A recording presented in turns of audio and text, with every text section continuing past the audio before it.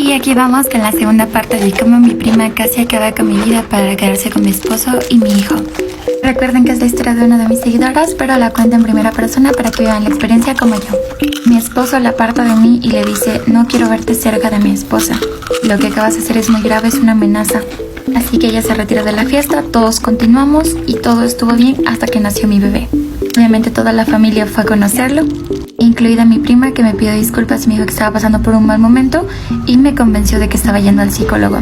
Como yo dejé de trabajar, mi esposo se hizo cargo y pasaba menos tiempo en casa. Así que mi madre iba a cuidarme. Así que no sentía como tanta soledad, porque nuestra casa era muy grande. Mi prima un día llegó con una canasta de frutas y de algunas galletas para mí. La verdad es que sí tenía un poquito de miedo después de lo que me dijo en el baby shower o revelación de sexo de mi bebé. Entonces le dije a mi madre que no se alejara. Pero en toda la visita ella se comportó como era antes conmigo. Me decía que sí podía venir más seguido y yo acepté. La verdad es que las primeras 3 o 4 veces que nos visitó mi mamá siempre estaba conmigo. Y obviamente mi mamá ni yo le contamos a mi esposo sobre que venía mi prima, porque él no la quería ni le agradaba. Un día, de la nada, mi madre empezó a enfermarse. Tenía dolores tan fuertes en el estómago, retorcijones, que del dolor llegaba a acostarse en el suelo o a desmayarse. Fuimos al hospital, pero nadie decía qué tenía, así que le pidieron que tuviera reposo, así que ya no podía venir a acompañarme. Mi prima se ofreció a cuidarme a mí y a mi hijito, mientras mi madre se recuperaba.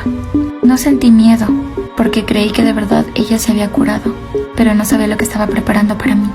Un día me preparó un té, y cuando yo lo probé, sabía extraño, amargo. Ella me dice que es algo para los nervios. Escucho llorar a mi bebé en la sala. Trato de levantarme y pierdo la conciencia. Lo último que veo es a mi prima borrosa. Cuando me levanto estoy metido en un lugar muy pequeño. Solo puedo escuchar canciones. Empiezo a golpear para tratar de salir y me doy cuenta que estoy metida en una maleta. Mi prima me metió en una maleta y luego condujo por 3 horas a las afueras de la ciudad y me lanzó desde un peñasco.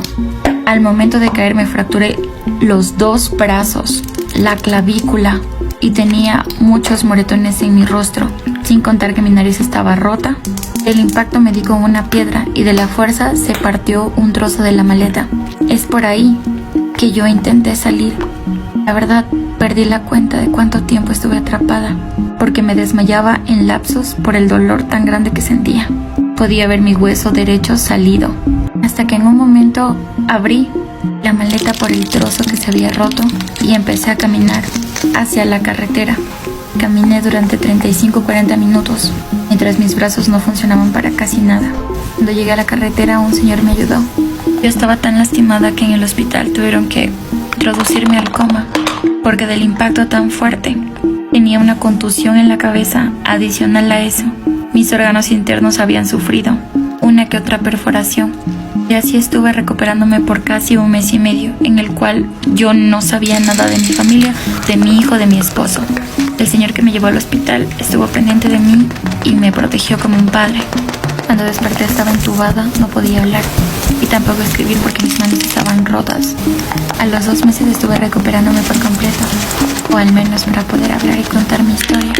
Cuando me recupero, lo primero que hago es pedir que llamen a mi esposo.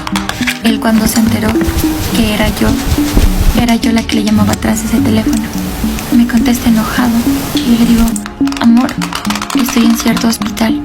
Él se queda callado y me dice: ¿con quién estás? Con ese hombre por el que me abandonaste. Yo no entiendo y le digo en el teléfono que mi prima fue la que me lanzó de un peñasco, que todo este tiempo estuve en el hospital tratando de recuperarme, de salvar mi vida, luchar por mi vida. Él no me dice nada, corta el teléfono y después de 4 o 5 horas llega al hospital. Llega atónito y me ve. Corre a abrazarme y me dice: perdóname, yo nunca te busqué. En esta parte les voy a contar lo que había sucedido en la ausencia de mi seguidora. Cuando su prima la deja tirando, lo primero que hace es regresar a casa y escribir una carta. Esa carta literalmente tenía la letra de mi seguidora, diciendo que se va, que no puede con el bebé, que no puede con su esposo y que lo abandona. Obviamente toda una mentira. El esposo de mi seguidora lee esa carta, trata de buscarla, de llamarla, pero su teléfono obviamente sale que timbra, pero no sale o no hay quien conteste la llamada. Y Y como no había quien más cuide al bebé, mi esposo deja que mi prima se quede en casa con él. Y así fue como ella ocupó mi lugar. El plan de mi prima era de que yo no sobreviva, pero la vida tenía algo preparado para mí. Yo le pregunto que dónde está el bebé y me dice que ya no lo suelta para nada, o sea, con nadie. Y que obviamente si él le avisaba a ella que tú apareciste o que estás aquí en el hospital, quizás y le hacía algo mal al bebé o se lo llevaba para siempre. Así que la idea era llegar con la policía a la casa y sorprenderla. Y así fue. Luego fueron al departamento de la prima de mi seguidora y se dieron cuenta que ahí, por meses, desde que ella se enteró que su prima estaba embarazada, hizo este plan. Fue, compró la maleta y se había robado un cuaderno de cuando eran muy niñas y practicó la letra de ella durante mucho tiempo para hacer esa carta. Todo estaba premeditado. Ella nunca fue al psicólogo. Actualmente la prima de mi seguidora está en una clínica para enfermos mentales porque en el juicio se dijo que ella no era apta para ir a prisión porque tenía problemas mentales. En fin, les quiero mucho. Adiós.